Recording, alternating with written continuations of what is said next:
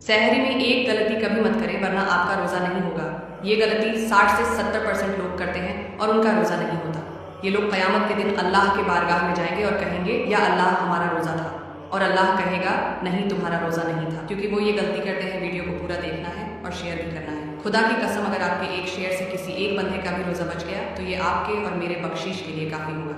60 से 70% लोग ये समझते हैं सहरी का वक्त फजर के अजान तक होता है। ऐसा बिल्कुल भी नहीं है। सहरी का वक्त खत्म हुए 2-3 मिनट बाद अजान दिया जाता है, और अजान फजर के लिए होती है, ना कि सहरी का वक्त खत्म करने के लिए। खुदा के लिए इस वीडियो को हर मुसलमान के साथ शेयर करें ताकि उन्हें भी पता लगे सहरी का वक्त कब खत्म होता है। सहरी में एक गलती कभी मत करें वरना आपका रोज़ा नहीं होगा। ये गलती 60 से 70% लोग करते हैं और उनका रोज़ा नहीं होता। ये लोग क़यामत के दिन अल्लाह के बारगाह में जाएंगे और कहेंगे या अल्लाह हमारा रोज़ा था, और अल्लाह कहेगा नहीं तुम्हारा रोज़ा नहीं था, क्योंकि वो ये गलती करते हैं। वीडियो को पूरा देखना है और शेयर भी करना है। खुदा की कसम, अगर आपके एक शेयर से किसी एक बंदे का भी रोज़ा बच गया तो ये आपके और मेरे बख्शीश के लिए काफ़ी होगा।